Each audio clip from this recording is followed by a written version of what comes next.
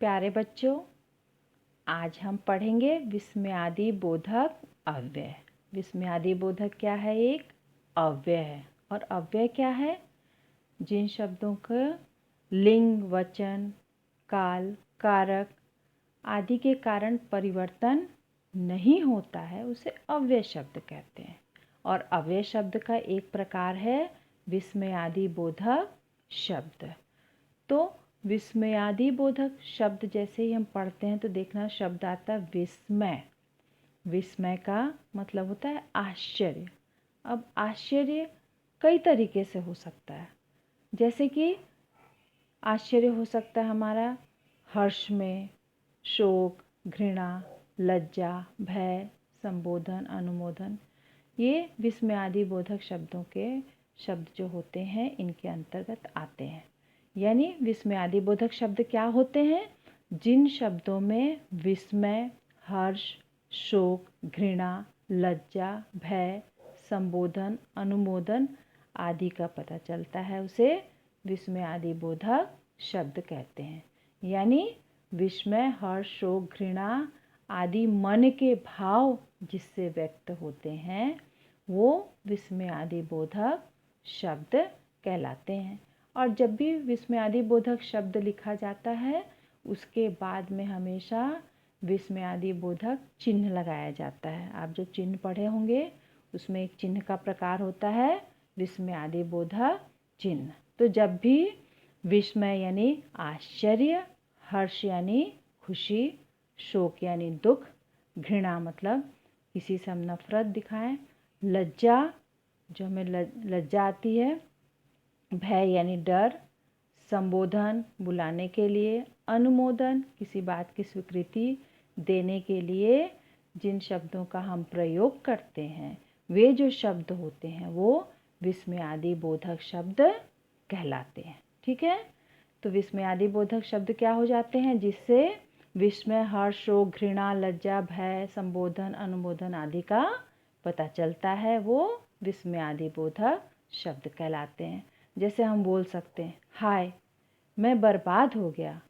अब हाय क्या है? हाय क्या होगा?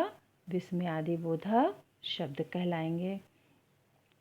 वैसे ही वाह वाह तुमने तो कमाल कर दिया, इसमें वाह वाह क्या है? विस्मयादि बोधक शब्द है। अरे फल वाले इधर आओ, अरे किसको बुला रहा है? यानी देखो संबोधन कर रहा है, यानी कि ये क्या हो गया? अरे विस्मयादि बोधक अव्यय। तो यहाँ पे हाय, वाह वाह, अरे जो है वो विस्मयादि बोधक शब्द होंगे। अब देखिए विस्मयादि बोधक शब्दों के प्रकार। विस्मयादि बोधक शब्दों के प्रकार में सबसे पहले आता है विस्मय। विस्मय का अर्थ बताई थी पहले, आश्चर्य। अब इसके अंदर क्या क्या आते हैं? कौन कौन से शब्द आएंगे? अरे, क्या, हे आदि। तो जैसे मान लो क्या से हम वाक्य बना रहे हैं, तो क्या तुम गिर गए? हम गिरने के लिए हम उसको आश्चर्य प्रकट करें, अरे तुम गिर गए, तो क्या हो जाएगा? अरे तुम गिर गए, क्या तुम गिर गए। ये क्या हो जाएगा? विस्मय या आश्चर्य विस्मयादि बोधक शब्द कहलाएगा। दूसरा है प्रशंसा। प्रशंसा या प्रोत्साहन, जब किसी की हम तारीफ करते हैं, तारीफ क्यों करते हैं? कि सामने वाला खुश हो जाए और अच्छा काम करे, तो प्रोत्साहन करने के लिए। तो उसके लिए कौन कौन से शब्दों का प्रयोग होता है? वाह, सुंदर, ओहो आदि जैसे शब्दों का प्रयोग होता है। जैसे हम किसी को प्रशंसा करते हैं तो क्या बोलते हैं? वाह क्या कविता लिखी है, बोलते हैं ना। वाह क्या तस्वीर बनाया, वाह तुमने तो बहुत अच्छा काम किया, सुंदर, बहुत सुंदर, तुम्हारा काम बहुत अच्छा है, हम बोलते हैं ना। तो ये हो जाएगा प्रशंसा विस्मयादि बोधक शब्द। उसके बाद है हर्ष। हर्ष मतलब खुशी, उल्लास। यदि किसी बात पे हम लोग को बहुत खुशी होती है, हमारा मन बहुत उल्लास से भरा होता है, तो हम किस टाइप के शब्दों का प्रयोग करते हैं? वाह, आहा।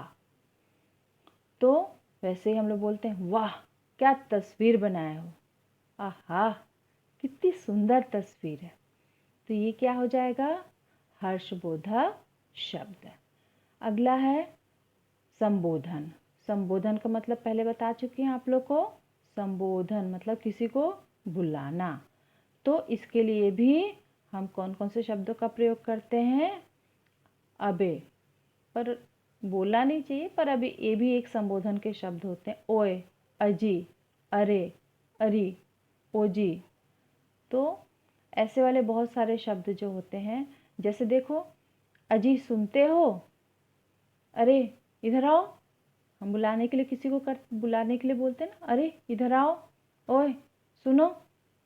वैसे ही ये जो होंगे वो संबोधन विस्मय आदि बोधक शब्द होंगे। उसके बाद है पीड़ा। पीड़ा मतलब कष्ट, व्यथा। कोई कष्ट होता है तो जब कष्ट होता है तो अक्सर हमारे मुंह से निकल जाता है ना, उफ उफ कितना दर्द है, हाय लग रहा मैं मर ही जाऊंगी, बोलते हैं कि नहीं? तो वैसे ही इसके लिए हम बोल सकते हैं, हाय कितनी गर्मी है, उफ कितनी गर्मी है, उफ कितना दर्द हो रहा है। ये सारे जो शब्द होते हैं इसमें उफ, हाय, ये सारे शब्द जो होंगे वो पीड़ा विस्मय आदि बोधक शब्द होंगे। उसके बाद है शोक। शोक मतलब क्या बताई थी? दुख। जब भी हम दुख की घड़ी में होते हैं हमारे मुंह से अपने आप निकल जाता है, हाय अब क्या होगा, हे भगवान, बोलते हैं कि नहीं? हे भगवान, हे प्रभु। तो हम लोग जब दुख के समय में जिन शब्दों का प्रयोग करते हैं वो क्या होते हैं? शोक विस्मय आदि बोधक। उसमें देख लीजिए, जैसे हाय बेचारा मर गया, तो हाय शब्द क्या हो जाएगा? विस्मय आदि बोधक शब्द होगा। नेक्स्ट देखिए भय।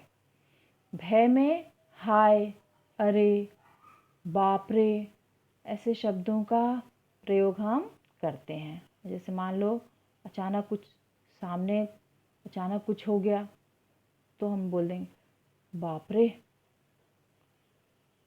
ये क्या हो गया, बाप रे इतना लंबा सांप, हाय अब क्या होगा, अरे मैं तो अब मर ही जाऊंगा। हम लोग बोलते हैं ऐसे वाले शब्द। तो ये सारे शब्द जो होते हैं वो विस्मय आदि बोधक शब्द होते हैं। उसके बाद है चेतावनी। किसी को हम लोग चेतावनी मतलब किसी को हम लोग सावधान जब करते हैं उसको बोलते हैं चेतावनी। तो चेतावनी देने के लिए कैसे शब्दों का प्रयोग किया जाएगा? सावधान, खबरदार, बचो, हटो, जागो आदि। अब सावधान हम लोग बोलते हैं ना, सावधान आगे गड्ढा है जाना नहीं। खबरदार आगे सड़क सकरी है, सकरी मतलब पतली सी है, तो वहाँ ध्यान दे के हमको जाना पड़ेगा। उसके बाद है देखिए आशीर्वाद। जब हम किसी को खुश होकर आशीर्वाद देते हैं, समझते हैं ना आशीर्वाद देना? तो आशीर्वाद देने के लिए हम लोग कैसे शब्दों का प्रयोग करते हैं? शाबाश, बने रहो, दीर्घायु, जीते रहो, खुश रहो, हम लोग बोलते हैं। ये सारे शब्द जो होते हैं वो आशीर्वाद के लिए विस्मय आदि बोधक शब्द होते हैं। जैसे शाबाश, खुश रहो, शाबाश तुमने बहुत अच्छा काम किया, दीर्घायु हो, स्वस्थ रहो, बोलते हैं। ये सारे शब्द जो हैं वो आशीर्वाद विस्मय आदि बोधक शब्द होते हैं। उसके बाद देखिए तिरस्कार। तिरस्कार मतलब किसी से हम लोग जब घृणा दिखाते हैं, किसी से हम लोग दूर रहने की कोशिश करते हैं, दूर हटाने की कोशिश करते हैं, तो ये सारे तिरस्कार वाले शब्द होते हैं। जब हम लोग किसी को देखते हैं पसंद नहीं आता तो हम लोग उसको हट हट हट बोलते हैं कि नहीं? तो वैसे धिक, जा, हट आदि जो शब्द होते हैं, छी भी आता है, ये सारे जो शब्द होते हैं ये तिरस्कार सूचक शब्द होते हैं। उसमें देख लीजिए, जैसे छी, मुझे अपना मुंह मत दिखाना, हम लोग उसको तिरस्कार दूर कर रहे हैं, जा हट, दोबारा यहाँ आना नहीं। तो ऐसे वाले जो शब्द होंगे वो तिरस्कार सूचक विस्मय आदि बोधक शब्द होते हैं। उसके बाद है स्वीकृति। स्वीकृति समझते हैं? स्वीकृति का मतलब होता है किसी को हम हाँ जी हाँ मतलब किसी की बात को मान लेना कि हाँ ठीक है, हम तुम्हारी बात को मान लेते हैं, वो होता है स्वीकृति।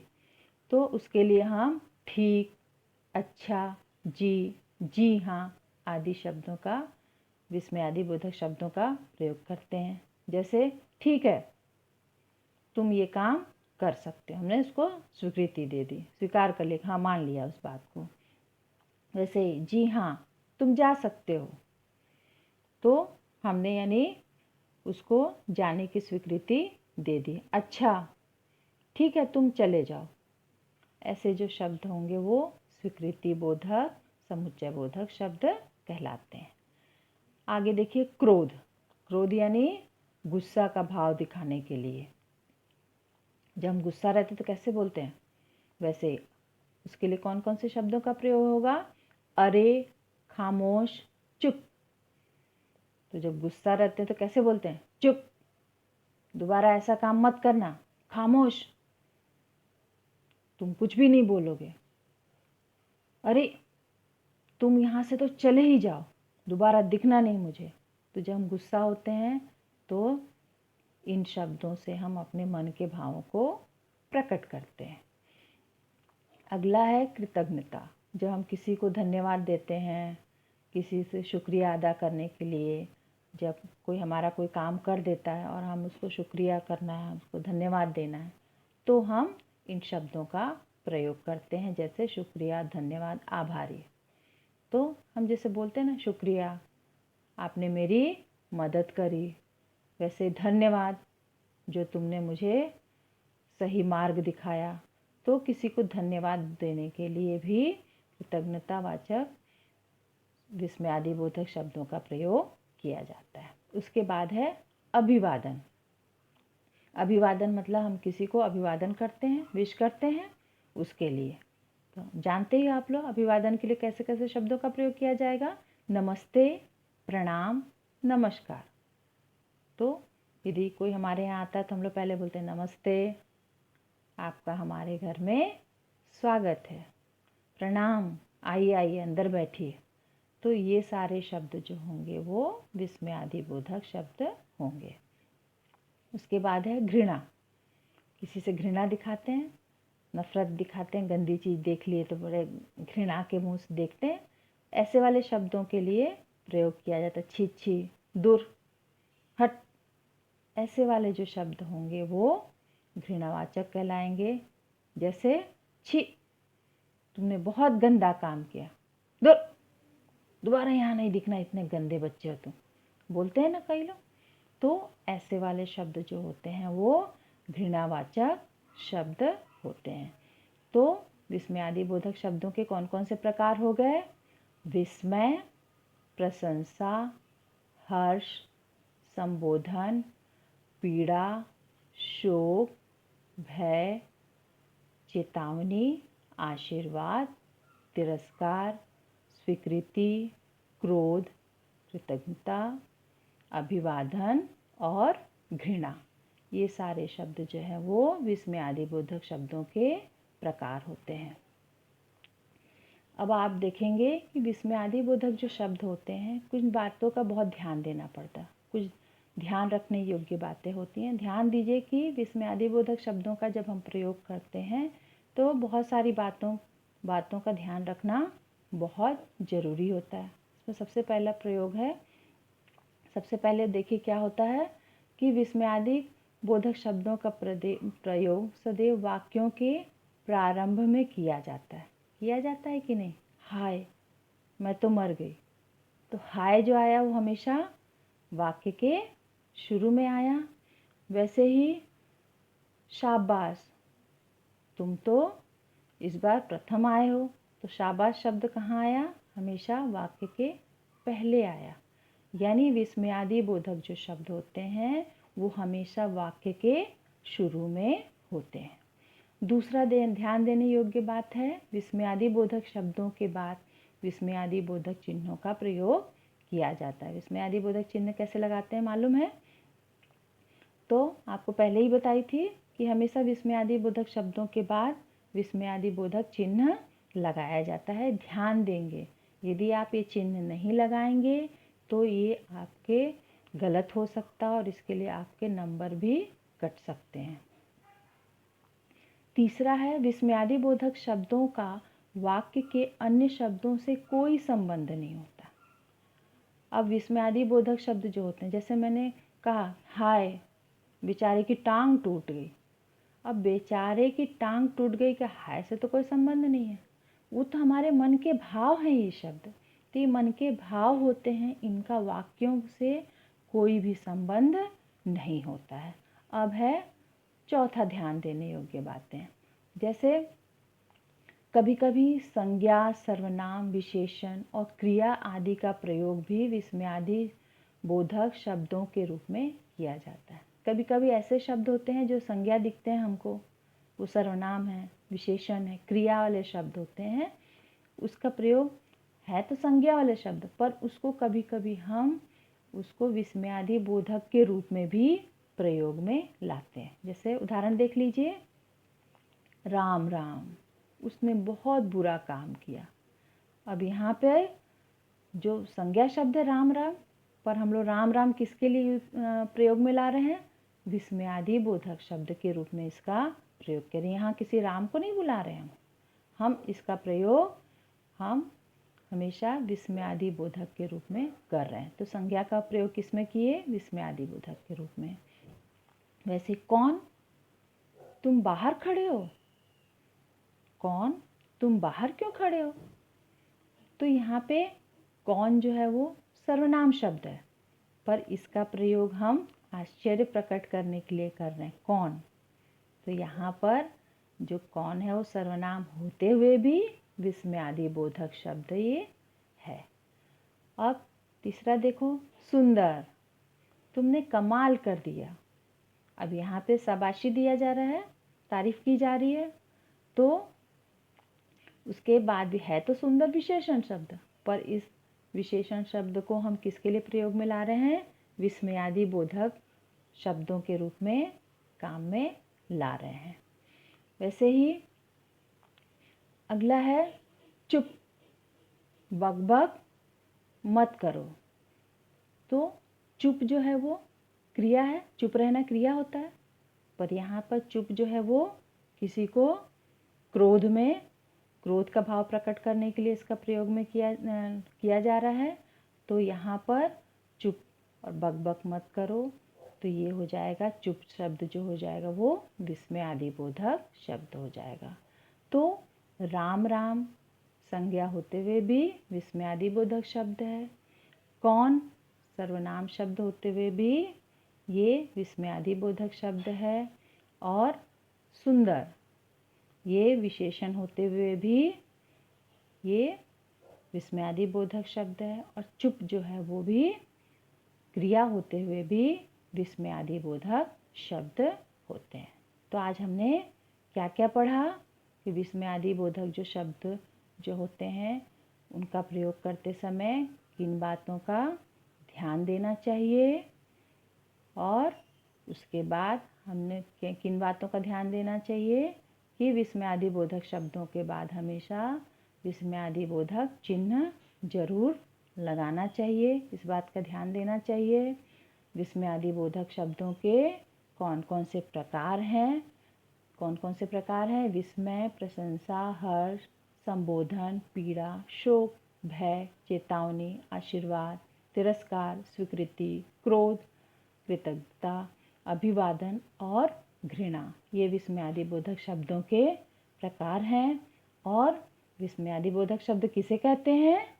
जिन शब्दों से विस्मय, हर्ष, शोक, घृणा, लज्जा, भय, संबोधन, अनुमोदन आदि का पता चलता है, उसे विस्मयादि बोधक शब्द कहते हैं।